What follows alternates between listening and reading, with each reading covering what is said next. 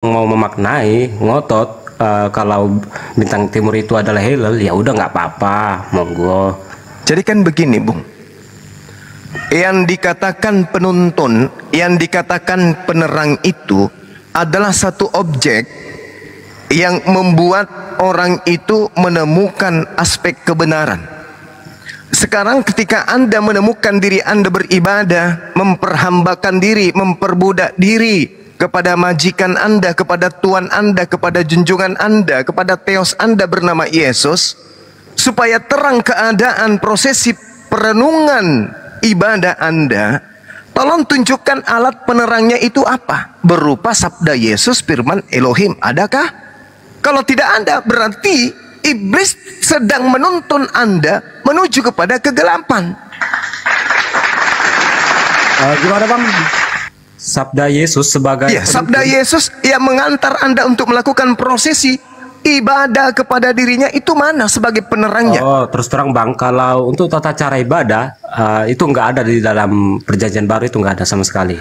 Lalu yang mengajarkan ente pada melakukan ibadah di hari Minggu itu siapa? Terus terang ya Bang, kalau misalnya Protestan terutama non Lutheran itu nggak tahu aku dari mana tata cara ibadahnya. Ya dibuat-buat mereka lah, terserah mereka lah situ. Oke, sekarang begini Bung, saya ingin mengutip satu data aja. Di dalam Yesaya 14 nomor 14, tolong dicek di sana. Aku hendak naik mengatasi ketinggian awan-awan dan hendak menyamai yang maha tinggi. Oke, ini siapa? Hillel. Ya, ini Hillel. Menyamai yang maha tinggi. Apakah di situ ingin menamai anak Maria, atau justru ada oknum-oknum tertentu yang menjadikan anak Maria ini sebagai tameng untuk dia benar-benar dalam keadaan posisi fakta absolut sedang menyamakan dirinya dengan yang maha tinggi? Ketika kemudian dia berhasil merasuki Yudas, berhasil merasuki kemudian imam-imam kepala mahkamah agama, untuk supaya sebuah manusia itu mempertuhankan dirinya, berhasil tidak dia menyamai yang maha tinggi? Itu dulu poinnya. Ketika kemudian sebagian orang menyembah yang maha tinggi, sebagian juga orang menyembah dirinya yang diajarkan bahwa mati di atas tiang pohon, apakah dia berhasil kemudian menyamai yang maha tinggi? Itu dulu poinnya. Oke, poin yang abang maksud itu, nyanya itu siapa? Nyanya itu yang menyanyuki Yudas di atas yang alim, sehingga ada pengakuan iman, sehingga muncul aliran kepercayaan di luar ajaran keturunan Abraham, yaitu menyembah anak manusia dengan mengatakan dia adalah anak Tuhan. Ketika kemudian iblis berhasil menyuguhkan kemudian oknum korban di atas tiang salib, maka muncul orang-orang yang mempertuhankan korban di atas tiang salib ini. Sekarang untuk mengukur, menakar kebenaran daripada ilmu yang saya sampaikan, mantik yang saya uraikan, coba Anda sampaikan kepada saya dengan jujur dan benar. Siapa punya, langsung aja Bang, siapa yang menginginkan kemudian terjadinya penyaliban secara absolut berdasarkan Bible? Jangan langsung banyak poinnya. Itu cuma satu poin aja, tergantung cara Anda untuk menyikapi dan memahami pernyataan saya. Sekarang begini, penyaliban terhadap anak manusia, tentang anak Tuhan. Tunggu.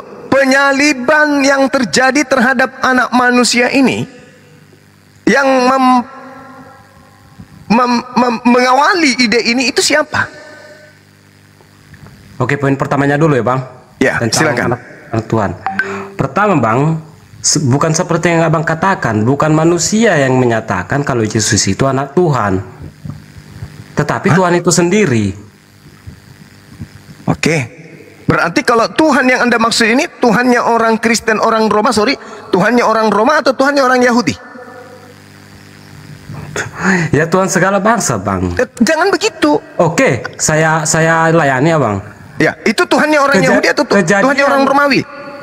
Oke, pertama kita dapat dari mana datanya Tuhan itu sendiri yang menyatakan Yesus itu anaknya sendiri. Contoh, kita ambil secara kejadiannya global. dulu Bang, kejadiannya kan. Iya, silakan. Mungkin Yohanes 3 mungkin.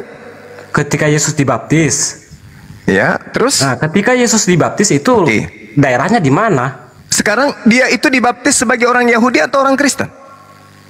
Ya dibaptis sebagai orang Yahudi lah. Kristen Oke. kan belum ada pada saat itu. Dalam pandangan orang Yahudi, bapak dan anak itu, apakah Anda ingin mengatakan bahwa bapak dan anak ini adalah antara satu hakikat atau komunitas yang sama, atau di situ bercerita tentang Tuhan dan hamba Tuhan? Gimana bang?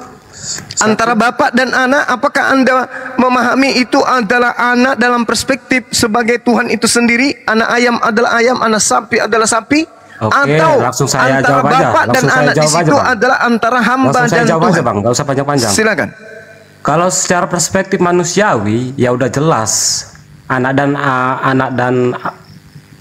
ayah dan anak itu ya berbeda gitu, beda hakikat. Karena memang beda gimana ya, beda objek, beda roh, beda semualah. Penting semualah berbeda antara ayah dan anak itu individu yang berbeda. Itu secara apa ya? Ya secara akal sehat lah gitu. Berarti Yesus atau Tuhan atau Bapa mengakui Yesus itu anaknya sama dengan Tuhan mengakui Yesus itu adalah hambanya, betul? Tuhan mengakui Yesus sebagai hambanya. Yes. Tidak ada pernah Tuhan berbicara seperti itu, tapi Yesus sendiri yang berbicara seperti itu. Sekarang Yesaya 42 nomor 1 itu siapa yang dimaksud di sana? Itulah hambaku yang kukasihi, kepadanya aku berkenan. Aku akan menaruh rohku di atasnya. Itu siapa? Oke, berarti abang setuju kalau nubuatan itu untuk Yesus ya? Boleh. Oke. Enggak apa-apa. Yes. Berarti Yesus di situ sebagai apa? Enggak bang, maksud saya kan enggak. Saya jangan kan Anda merasa menjebak saya. Saya tanya dulu, di situ Yesus sebagai apa? Ya udah, Yesus itu sebagai hamba. Oke, Saya kan selesai kita kan. Berarti ketika ada gini, pemahaman, bang, maksud saya, sabar. merujuk perjanjian baru, nggak pernah ada Tuhan mengatakan Yesus. Tetapi tiba-tiba abang merujuk perjanjian lama. Ya saya nggak tahu. Oh, jadi ketika di perjanjian baru tidak ada Yesus disebut hamba. Ya Yesus itu sendiri yang sebut, kan sudah saya katakan tadi. Hah? Yesus itu sendiri yang Yesus menyebut. tidak pernah disebut hamba di dalam perjanjian baru. Ya pernah, tapi Yesus itu sendiri, bukan Tuhan yang menyebutnya, tetapi dia sendiri. Nah, karena di dalam perjanjian baru memang tidak ada firman Tuhan. Jangan Iya, mimpi itu kita. maksud saya, Kalau Yesus mengakui dirinya sebagai hamba, harusnya Anda mengimani Yesus itu sebagai hamba atau tidak? Ya saya imani bang, sebagai hamba. Oke, berarti Yesus dalam hal ini hamba Tuhan, bukan? Ya memang iya. Maksud abang gimana? Makanya kan dia melayani. Hamba itu kan melayani. Hamba itu pelayan. Oke.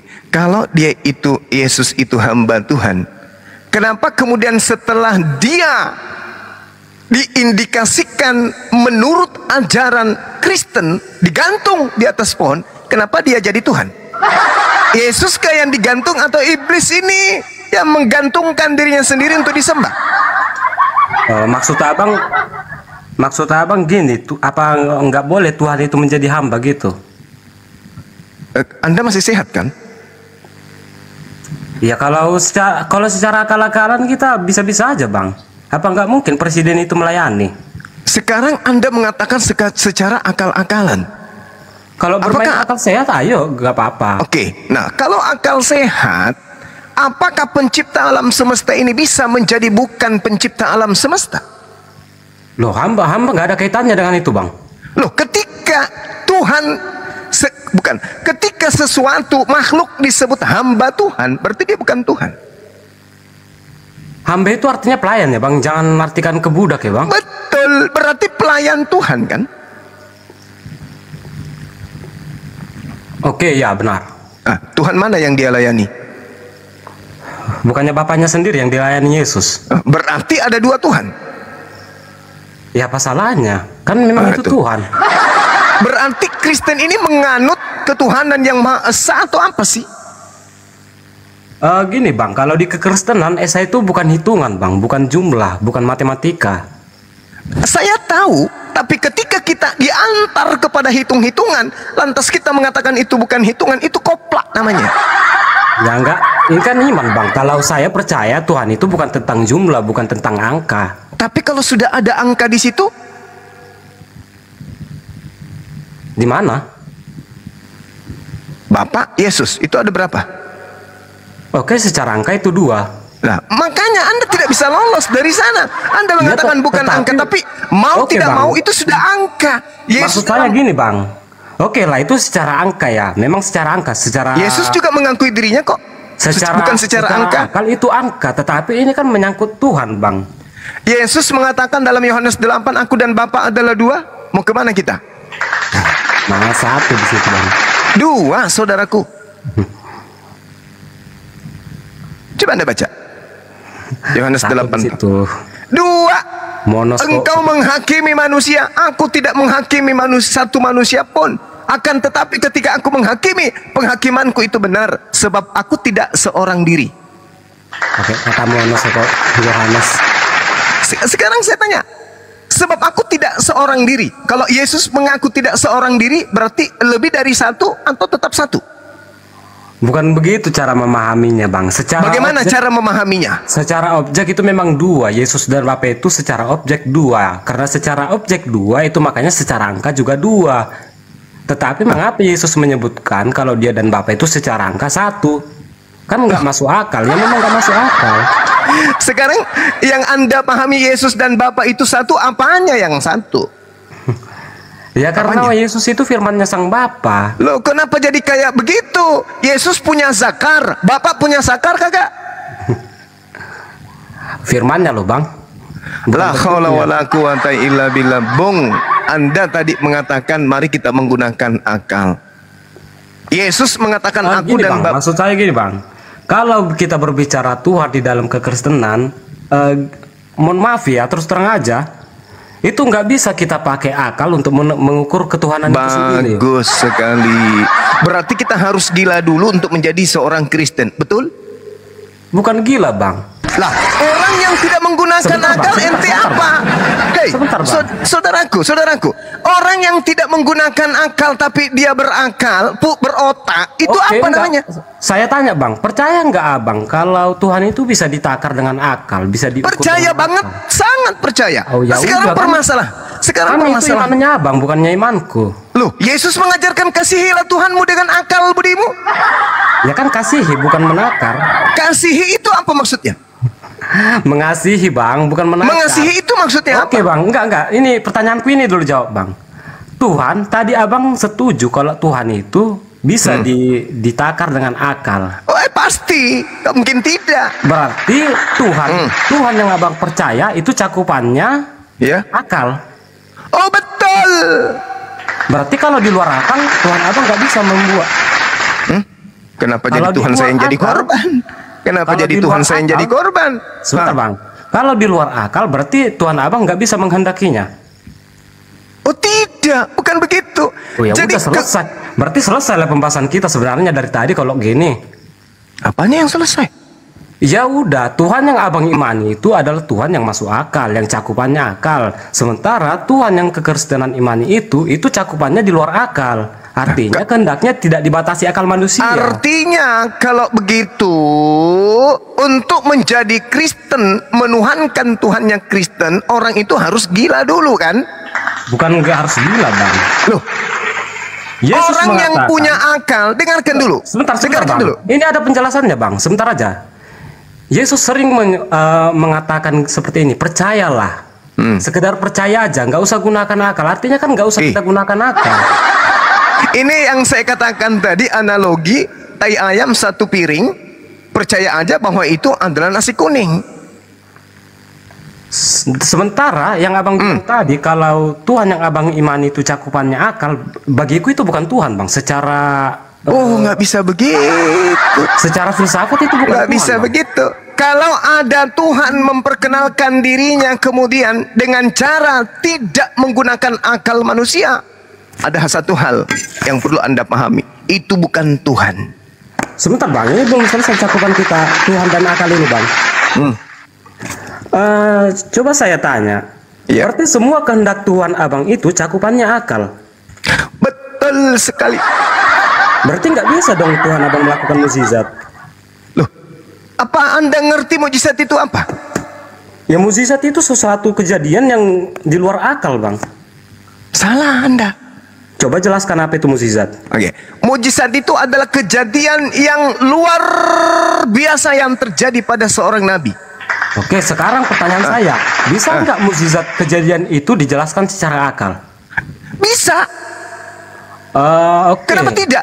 Saya ambil contoh. Saya ambil contoh. Oke, Saya ambil contoh. ya, ini yang saya mau. Kasih contoh. Yesus membangkitkan orang mati. Ya. Apakah itu berasal dari dirinya sendiri? Tidak. Betul? Betul? Kata Islam yang menggunakan akal, oh mustahil. Yesus mustahil bisa melakukan itu. Kenapa? Tatarannya Yesus itu hanya ciptaan. Ada dalil pendukung? Yohanes, sabar dulu. Jangan setiap saya ngomong Anda potong. Yohanes 5 nomor 30. Aku tidak dapat berbuat apa-apa dari diriku sendiri. Kalau di dalam Al-Quran seirama dengan Yohanes Kisah Para Rasul 2 nomor 22. Enggak, Bang, Yesus, ini kita udah di luar topik, Bang. Bukan, ini masih berbicara mujizat. Iya. Orang-orang Israel, sabar dulu. Orang-orang Israel. Begini, Bang. Maksud saya begini, Bang. Tadi Abang katakan kalau kejadian mukjizat itu bisa dijelaskan secara akal. Coba jelaskan bagaimana secara akal proses membangkitkan orang mati. Iya, akalnya makanya saya jelaskan sama ente. Jangan cebok dulu sebelum Oke. Saya jelasin dulu. Ketika orang-orang melihat Yesus kemudian membangkitkan orang mati, kalau akalnya sepenuhnya dinisbahkan kepada Yesus yang manusia lemah tak berdaya itu, mereka tidak akan percaya. Tapi kalau akalnya mengarahkan, ini bukan Yesus yang melakukan. Enggak menjawab loh, Bang. Enggak menjawab pertanyaanku. Karena saya belum selesai. Enggak, Bang. Maksud saya gini, contohnya gini lah, Bang. Musa membelah air. Coba jelaskan bagaimana secara akal sekarang begini, saudara. Itu yang membelah air itu Musa atau Tuhannya Nabi Musa? Oke, Tuhan membelah air. Coba jelaskan secara akal gimana? Sudah selesai, itu sudah masuk akal itu. Loh, iya, tapi yang saya maksud, jelaskan kejadiannya itu. Kan saya tadi mengatakan kalau mukjizat itu adalah suatu kejadian yang di luar akal. Nah, tapi Abang mengatakan kalau mukjizat itu masuk akal. Itu menurut Anda kan? Yang saya maksud mukjizat itu adalah kejadian yang luar biasa yang terjadi pada diri seorang nabi. Anda ngerti nabi? Tidak. Berarti Abang sebenarnya mengakui kalau mukjizat itu nggak masuk akal kejadiannya. Masuk akal tidak kalau alam semesta ini diciptakan oleh Yang Maha Kuasa? Sebentar, masuk akal nggak? Tunggu. Jangan Anda suka motong. Saya sedang terampi Anda. Masuk akal tidak kalau alam semesta ini diciptakan oleh Tuhan Yang Maha Kuasa? Masuk akal tidak? Abang menanyakan.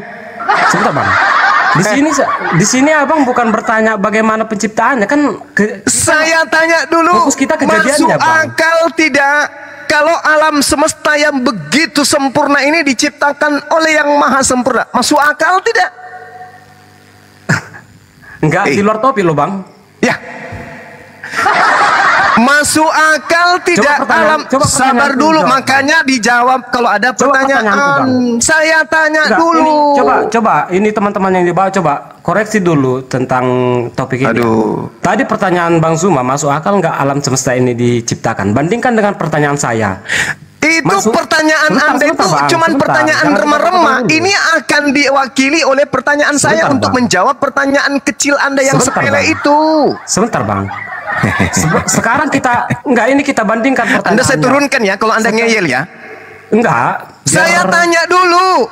Ini baterai saya masuk akal tidak kalau alam semesta yang begitu hebat ini diciptakan oleh hakikat yang maha hebat? Masuk akal kagak?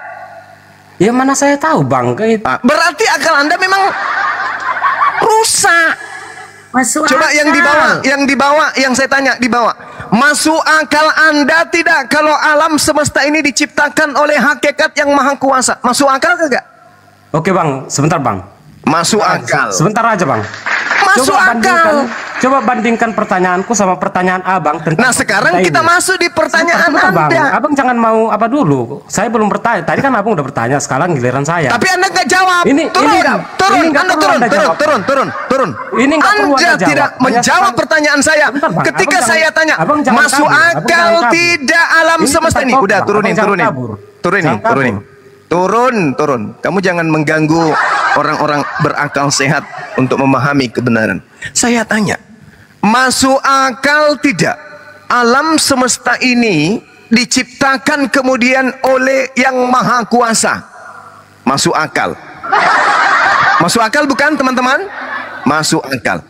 Kalau alam semesta ini saja diciptakan oleh yang maha kuasa itu masuk akal, apalagi hal sepele, masuk akal tidak kalau Tuhan melakukan satu tanda kebesarannya dengan membangkitkan orang mati melalui nabinya? Masuk akal kagak? Masuk akal.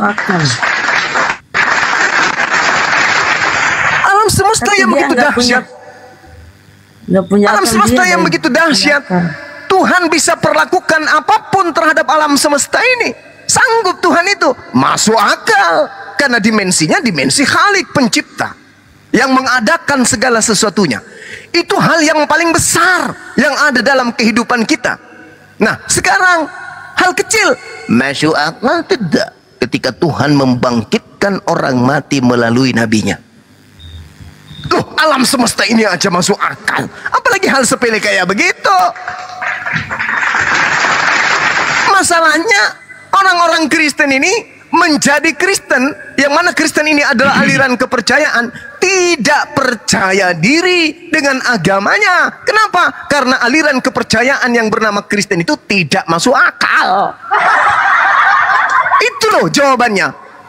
Oh enggak Bang Suma, apapun yang Anda uraikan, saya katakan itu tidak masuk akal. Kenapa? Karena agama Kristen, aliran kepercayaan yang bernama Kristen itu tidak bisa diterima dengan akal sehat. Kita harus sedeng dulu baru bisa menjadi Kristen. Selesai perkara. Kalau itu yang menjadi acuan Anda. Kalau Anda mengatakan oh, tidak masuk akal, itulah yang saya katakan, cuplis, Anda cukup percaya iblis, maka menjadilah Anda Kristen. Mohon maaf sekali. Ini pembuktian dengan data-data akurat. Oke? Alam semesta ini masuk akal tidak diciptakan sama hakikat yang maha kuasa? Iya masuk akal. Masuk akal tidak kalau Musa itu membelah lautan oleh karena diizinkan oleh Tuhan yang maha kuasa? Masuk akal. Masuk akal tidak Yesus yang anak bayi tadinya itu mampu kemudian membangkitkan orang mati? Masuk akal tidak? Masuk akal. Kok bisa kayak gitu? Karena yang melakukan itu adalah Tuhannya melalui perantaraan dirinya. Masuk akal. Akui aja bahwa untuk menjadi Kristen tidak boleh menggunakan akal. Selesai kita. Baru kita maklumi, oh kalian memang sebarisan makhluk yang unik, yang diberi akal tapi tidak difungsikan. Demikian.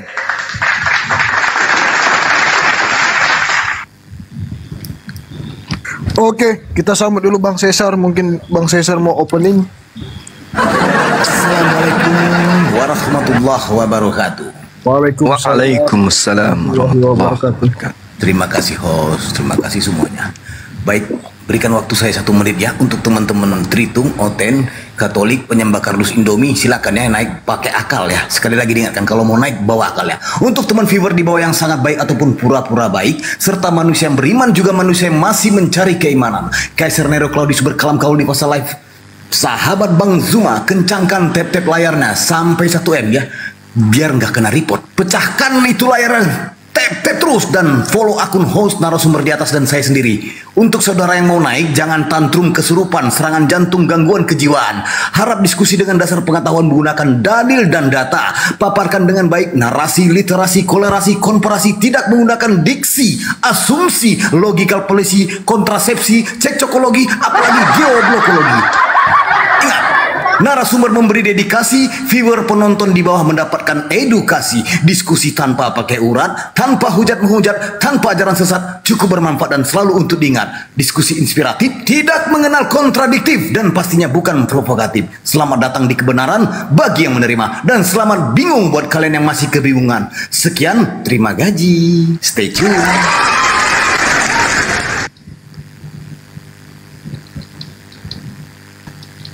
Ayo silakan teman-teman yang lain. Akhi Sugi, Bang Handi, Bunda Rahma, silakan. Ya. Apa ya mereka ini kok akalnya dipendam ya? Apa ya kira-kira menyebabkan sesuatu yang dipermudah tapi dipersulit ya, gitu ya? Sulit banget dikendalikan. Hal-hal yang mudah itu loh dipersulit. Ya itulah tadi loh. Memang iblis ini memang membodohi manusia gitu loh. Nyemot aja nih, nyemot nih ya. Nggak ada loh. Sebego-begonya nyemot, nggak ada loh nyemot. Menuhankan sesama nyemot gitu loh. Nah ini manusia ciptaan makhluk yang paling sempurna loh ciptaan.